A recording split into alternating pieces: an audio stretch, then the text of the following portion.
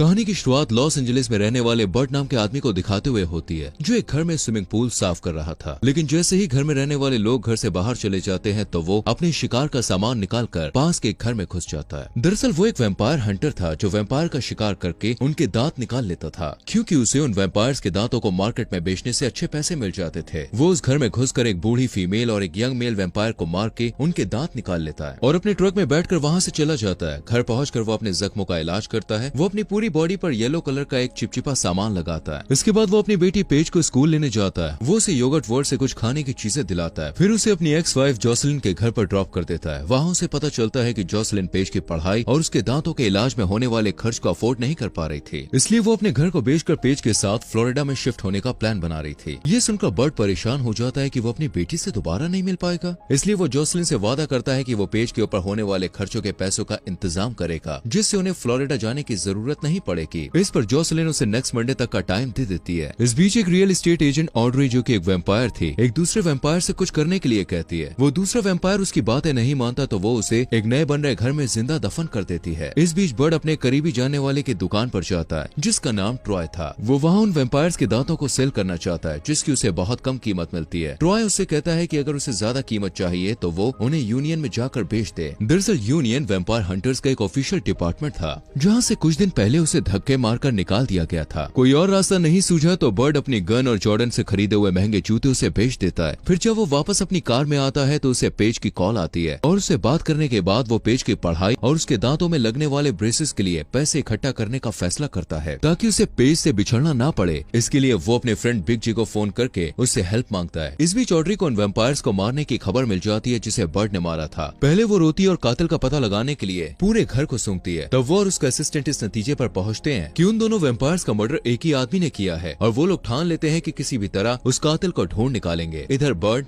Big जे से मिलता है। फिर वो दोनों यूनियन जाकर वहाँ के हेड राल्फ सीगर से मिलते हैं। बिग जे कहता है कि बर्ड यूनियन में वापस आना चाहता है, उसे अपनी गलती का एहसास हो चुका है और वो काफी बदल गया है। लेकिन राल्फ को भरोसा नहीं होता। वो कहता है कि बर्ड ने यूनियन के बहुत सारे नियम तोड़े थे, यहाँ तक कि एक बार जोखिम उठाकर शिकार करते हुए उसने अपने एक साथी की जान को भी खतरे में डाल दिया था। काफी समझाने के बाद राल्फ उसे एक हफ्ते के लिए ट्रायल के तौर पर रखने को तैयार हो जाता है। वो उसे डे शिफ्ट में काम करने को देता है, लेकिन डे की जगह नाइट शिफ्ट में पैसे कमाने के ज्यादा चांसेस हैं, इसलिए बर्ड रिक्वेस्ट करता है कि उसे नाइट शिफ्ट में रखा जाए। पर राल्फ नहीं मानता और कंपनी की तरफ से एक आदमी को भी उसके साथ लगा देता है, जो शिकार के वक्त हमेशा उसके साथ रहकर उस पर नजर रखेगा, जिससे बर्ड कोई भी नियम को तोड़ ना सके। राल्फ से मिलने के बाद बर्ड दांतों को बेचने के लिए यूनियन के अकाउंट डिपार्टमेंट में जाता है, जहाँ उसकी मुलाकात सेथ से होती है, जो एक मामूली क्लर्क था और जिसे राल्फ ने बर्ड के साथ शिकार पर जाने की जिम्मेदारी सौंपी थी। सेथ कहता है कि वो अभी फील्ड वर्क के लायक नहीं है, पर राल्फ ने उसे वादा किया था कि अगर वो इस काम को सही से पूरा कर लेगा तो वो उसको प्रमोट कर देगा, इसलिए वो बर्ड के साथ शिकार पर जाने को तैयार हो गया था। अगले दिन सेथ सुबह सुबह बर्ड के अपार्टमेंट में पहुंच जाता है और देखता है कि बर्ड चलने की तैयारी कर रहा है। बर्ड उसके साथ दोस्ताना अंदाज में बात करता है और उसे नाश्ते के लिए भी कहता है, पर सेथ मना कर देता है और उससे ज्यादा बात भी नहीं करता है। रास्ते में बर्ड उससे वैम्पायर्स के बारे में पूछता है तो सेथ कहता है कि भले ही उसने अभी तक कोई शिकार नहीं किया था,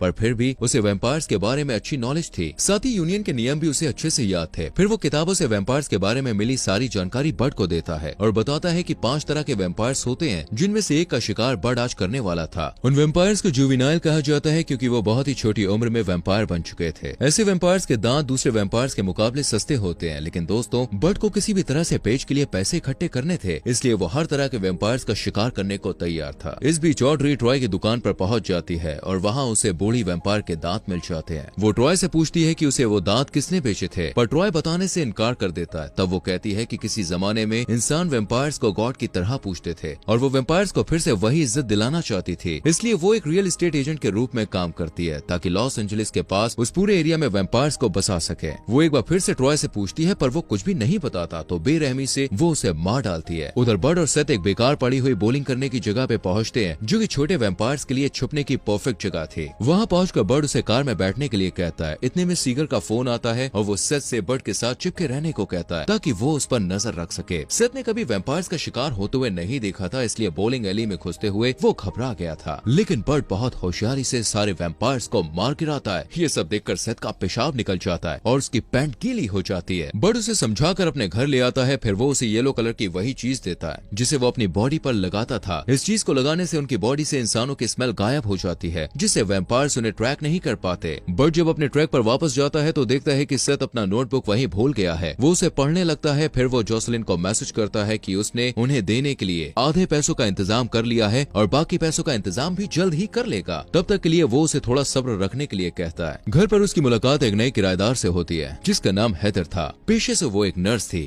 अगले दिन बर्ड सेथ को उसके घर से पिक करता है और उसकी नोटबुक को ऊंची आवाज में पढ़ने लगता है जिसमें लिखा था कि बर्ड ने कल शिकार के दौरान बहुत सारे नियम तोड़े थे। ये सुनकर सेथ उससे कहता है कि उसने वो सारे रिकॉर्ड्स लिखे जरूर हैं, पर राल्फ को उनके बारे में कुछ भी नहीं बताया है। तब बर्ड सेथ से रिक्वेस्ट करता है कि वो उसे और 2 दिन की मोहलत दे दे ताकि वो अपनी बेटी के लिए पैसा इकट्ठा कर सके। इसके बाद भले ही यूनियन उसे दोबारा निकाल दे, कोई परवाह नहीं है उसे। फिर वो जरूरी चीजें खरीदने के लिए ट्रॉय के पॉन शॉप में जाता है, पर वहाँ उसे ट्रॉय की डेड बॉडी मिलती है और टेबल पर बर्ड का नाम लिखा हुआ मिलता है जो शायद ऑड्री के टॉर्चर करने पर ट्रॉय ने लिखा होगा। सेथ तुरंत उसकी खबर राल्फ को देना चाहता है, पर बर्ड उसे रोक देता है और उसे बताता है कि बार बार नियम तोड़ने की आदत के बावजूद भी उसने यूनियन को सिर्फ इसलिए ज्वाइन किया था कि वो अपनी बेटी पेज के लिए पैसे इकट्ठा कर सके ताकि उसे अपनी बेटी से बिछड़ना ना पड़े। सेथ को उस पर दया आ जाती है और वो मान जाता है कि वो मंडे तक राल्फ को किसी भी रूल के टूटने की रिपोर्ट नहीं करेगा। घर आकर वो देखता है कि हेदर अपनी अपार्टमेंट की खिड़की पर किसी आदमी के साथ बहस कर रही थी। अगले दिन बर्ड और सेथ का सामना नाइजीरियन ब्रदर से होता है। वो दोनों भाई फेमस वेम्पायर्स हंटर थे जो कि स्टीरियो रिपेयर करने वाले के भेस में घूमा करते थे। वो बर्ड के साथ मिलकर वेम्पायर्स के अड्डे पर हमला करने और उसमें होने वाले प्रॉफिट को बराबर बराबर बांटने का प्लान बनाते हैं। अड्डे पर इतने सारे वेम्पायर्स को एक साथ देखकर सेथ फिर से कपड़ों में पेशाब कर देता है, जबकि बाकी लोग बहादुरी से लड़ते हुए सारे वेम्पायर्स को खत्म कर देते हैं। जब सारे वेम्पायर्स मारे जाते हैं तो सेथ रियलाइज करता है कि उस अड्डे पर अलग अलग किस्म के वेम्पायर्स एक साथ रहते थे, जो मामूली बात नहीं थी। नाइजीरियन ब्रदर्स कहते हैं कि वेम्पायर्स ने एक ऐसी सनस्क्रीन खोज निकाली थी जिसको लगाकर वो दिन में बाहर भी जा सकते थे। घर लौटते वक्त बर्ड सेथ की तारीफ करते हुए कहता है कि उसमें काफी सुधार हुआ है और उसमें एक हंटर बनने के सारे गुण हैं। इसके बाद बर्ड पेज को उसकी एक फ्रेंड की बर्थडे पार्टी में ले जाता है। वहाँ उसे ऑड्री का कॉल आता है जो उसे जान से मारने की धमकी देती है। बर्ड समझ जाता है कि उसे और उसके परिवार की जान का खतरा है, इसलिए वो तुरंत ही पेज को साथ लेकर अपने घर के लिए निकल पड़ता है। रास्ते में वो देखता है कि ऑड्री के कुछ लोग उनका पीछा कर रहे हैं, तो वो पेज को हेडफोन्स लगाकर अपने आईपैड पर गेम खेलने के लिए कहता है और खुद गाड़ी को इतनी तेज भगाता है कि वो लोग बहुत पीछे रह जाते हैं। उन 2 लोगों में से एक को बर्ड पहचान जाता है कि ये वही आदमी था जिसके साथ पिछली रात हेदर की बहस हुई थी। बर्ड जब जोसेलिन के घर पहुंचता है तो देखता है कि उससे पहले ऑड्री वहां पहुंचकर जोसेलिन को बंदी बना चुकी थी और जमीन पर सेथ बेहोश पड़ा था जिसे वेम्पायर्स ने दांतों से काटा था। ऑड्री बर्ड को छोड़कर जोसेलिन और पेज को अपने साथ ले जाती है। उसे पक्का यकीन था कि सेथ जब जागेगा तो बर्ड को खा लेगा, पर नया नया वेम्पायर बना सेथ बर्ड का मुकाबला नहीं कर पाता है और जल्द ही बर्ड उस पर काबू पा लेता है। बर्ड उसके सर को काट देता है, पर फिर भी सेथ नहीं मरता और अपने हाथ से अपना सर अपनी बॉडी पर फिक्स कर देता है और वो दोनों वहाँ से निकलकर हेदर के घर पहुँचते हैं क्योंकि बर्ड को लगता है कि हेदर ऑड्री के लिए काम कर रही है। वहाँ पहुँचकर उन्हें पता चलता है कि ऑड्री ने हेदर को वेम्पायर बना दिया था और उससे जबरदस्ती अपने काम करवाती थी और हेदर को ना चाहते हुए भी उसकी बात माननी पड़ती थी। ऑड्री बॉब की जान के पीछे इसलिए पड़ी थी क्योंकि बॉब ने जिस बूढ़ी वेम्पायर को मारा था वो ऑड्री की बेटी थी। अपनी बेटी की मौत का बदला लेने के लिए ऑड्री पेज को वेम्पायर बनाना चाहती थी ताकि वो अपनी माँ जोसेलिन को काट कर खा ले। इस काम के लिए वो पेज को वेम्पायर्स की पवित्र जगह पर ले जाती है। इस बीच सेथ अपनी वेम्पायर वाली नई जिंदगी से एडजस्ट करने की कोशिश करता है और इसमें हेदर उसे गाइड करती है। सेथ और हेदर ऑड्री को हराने में बर्ड की हेल्प करना चाहते हैं और उसके अंडरग्राउंड बेस की तरफ जाते हैं जहाँ ढेर सारे वेम्पायर्स को देखकर उनकी हालत खराब हो जाती है। सेथ बिग जे को बहुत पहले ही खबर कर चुका था, इसलिए बिग जे उन तीनों की हेल्प करने वहाँ पहुँच जाता है। फाइट करते हुए बिग जे को एक वेम्पायर काट लेता है, पर वो हिम्मत नहीं हारता और बर्ड को ऑड्री से अकेले मुकाबला करने देता है और खुद एक बम के जरिए सारे वेम्पायर्स को मारने के लिए अपनी जान की बाजी लगा देता है। उधर सेथ और हेदर ऑड्री के बॉडीगार्ड से फाइट करते हैं जबकि बर्ड ऑड्री से लड़ता है। हेदर और सेथ से अकेले लड़ते हुए गार्ड उन दोनों को एक एक हाथ से पकड़कर अपने काबू में कर लेता है, पर तभी सेथ और हेदर उसे अपनी तरफ जोर से खींचते हैं जिससे उसके दोनों हाथ टूट जाते हैं। दूसरी तरफ ऑड्री और बर्ड की लड़ाई चलती है। ऑड्री के पास सुपर पावर और सुपर स्पीड होने के बावजूद बर्ड अपनी चालाकी से उसे हरा देता है। वो एक बहुत बारीक चांदी की तार को रास्ते में लगा देता है और जब ऑड्री बर्ड को मारने के लिए बहुत तेजी से बर्ड की तरफ बढ़ती है तो उस बारीक तार से उसकी गर्दन कट जाती है और वो तुरंत ही मर जाती है। जब सारे वेम्पायर्स मर जाते हैं तो बर्ड जोसेलिन और पेज को गले लगाता है। फिर वो सब हेदर और सेथ से मिलते हैं और बर्ड उन्हें अच्छे वेम्पायर्स के रूप में अपनी फैमिली से इंट्रोड्यूस कराता है। सीन शिफ्ट होता है दोस्तों और हम देखते हैं कि यूनियन में राल्फ बर्ड और सेथ से कोई रिपोर्टिंग नहीं करने की वजह से डांटता है। वो उन दोनों पर बहुत सारे नियमों को तोड़ने का इल्जाम भी लगाता है, पर सेथ नियमों में कमी निकालकर खुद के साथ बर्ड का भी बचाव करता है। भले उसे प्रमोशन नहीं मिलता, पर वो बर्ड के साथ काम करके एक अच्छा शिकारी बनना चाहता है। जब बर्ड अपने परिवार के साथ घर को लौट रहा होता है तो अचानक बिग जे मेन होल से निकलकर उनके सामने आ जाता है। दरअसल वेम्पायर बन जाने के कारण बिग जे उस बम धमाके में नहीं मरा था,